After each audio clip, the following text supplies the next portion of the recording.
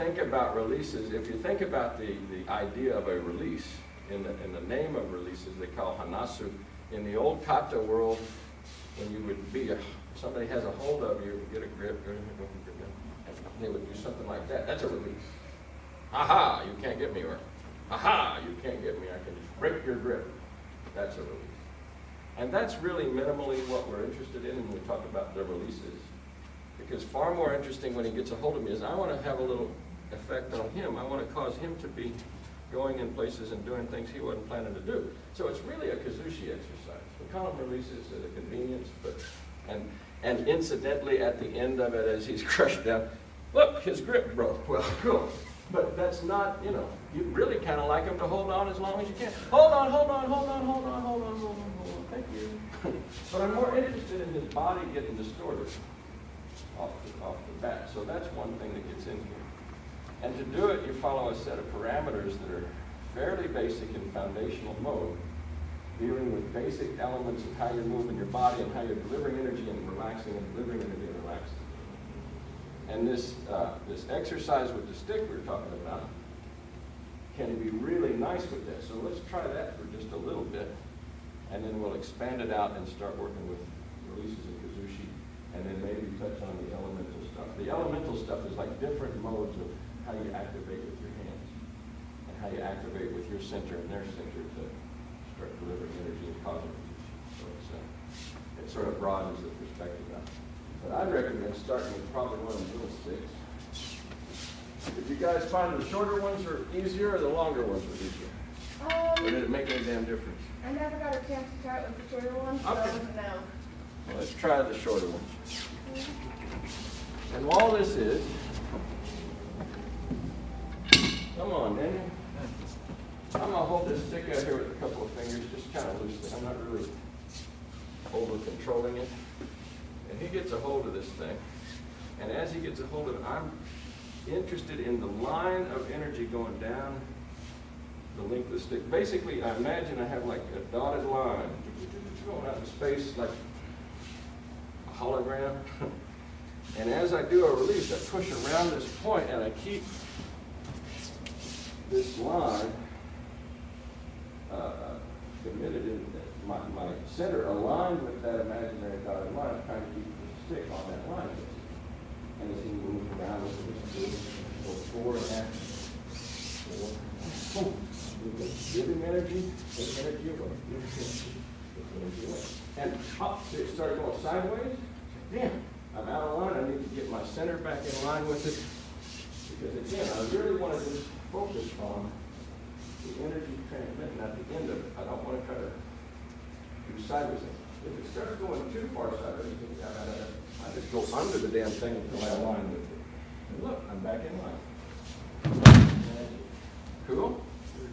So basically, at first, come on, Byron, get a piece of it. You're just holding it kind of loosely, kind of lightly, stepping out and around. And go ahead and you grip down. Here's the grabber. And I'm going to drive, well, there we go. Boom. We're just going to push through the length of the stick. Boom. And out and back to the other side. And just find out where you wind up. Follow it around. And you'll get these weird effects. Yeah. Oh, ha! I got it. I let it go. My hands get sore. There we go. Cool. It'll also start getting effects where it goes vertical. So you'll have things where you're pushing, and see it goes vertical here. And it can be vertical up or vertical down. But if you want it to be vertical up or down, in this window, this little slot in front of you, like you have just a little narrow shoulder box. Yeah, just a little box. And as it starts to push in the horizontal plane, as it goes vertical, you can continue it vertical, but again, I want it, isn't that weird? I want it to stay in this relative relationship, like the dotted line is just pointing up to the ceiling. And it can also point down, so it can go like that. And that's pretty good too. So you have this sense of verticality, And you have this sense of working on the horizontal plane that pushes around his center of gravity tracking that you're working with. And when it started to go radically offline, you pick it out.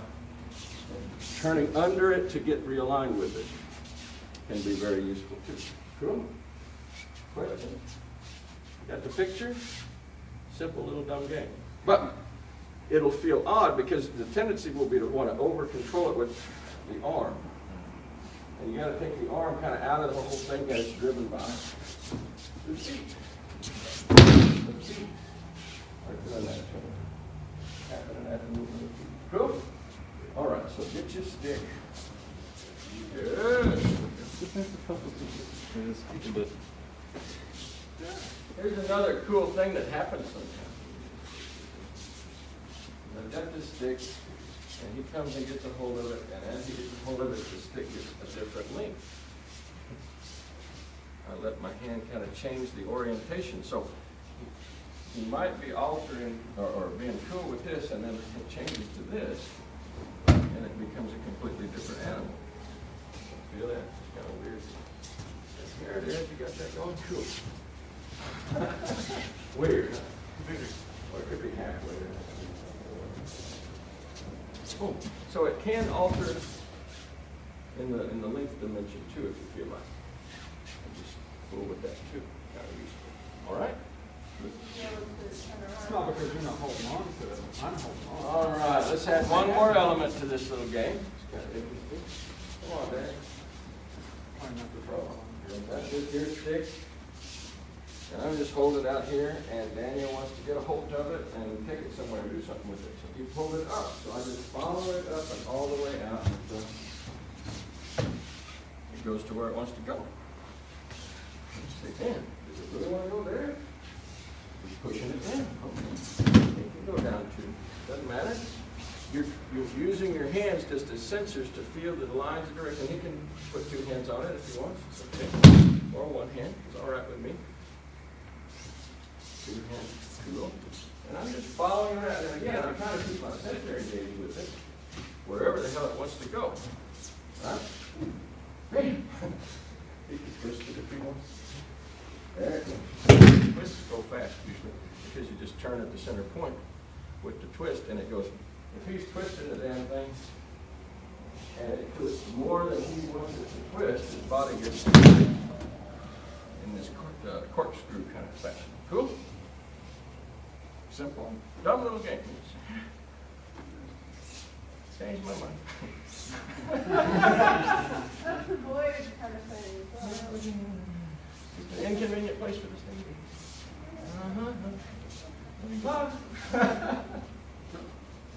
There you go.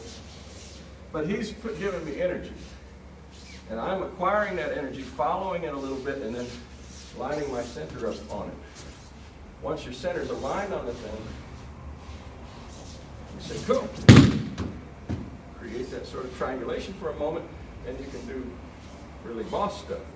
But you only do that momentarily, and only after everything else has gotten cool for you. There's a tendency to try to be boss early, to go. And then I'm fighting right off the bat. I want him to have whatever he wants. What do you want?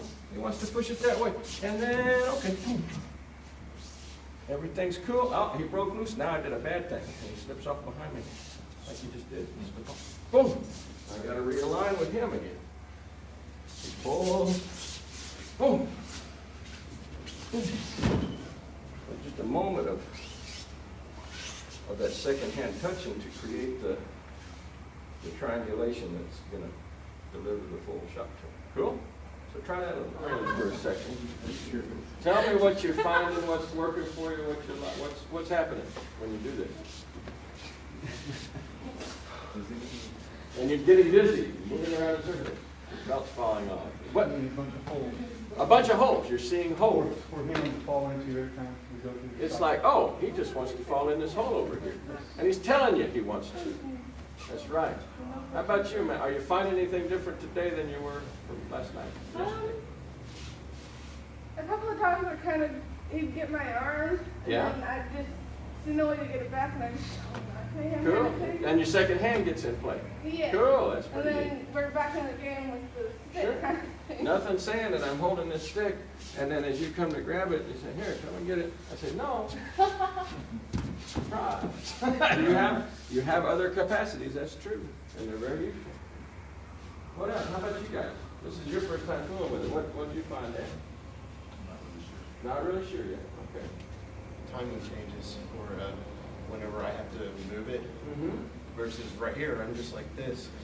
My timing's there, You have to adjust around the parameters of the stick. because there's a little bit of delay going in Mm-hmm. when you adjust it. Right.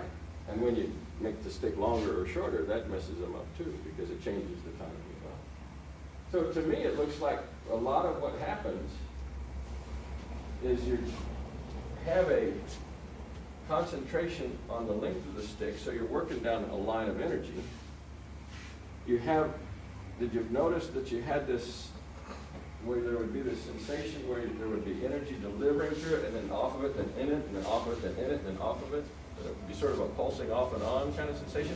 If you try to do this and you stay on the whole time, it doesn't work so good. You can't just keep the drive going all the time if you don't get the effects you're looking for, but you have to actually add it and then sort of relax for a while and move with it, and add it and then relax for a while.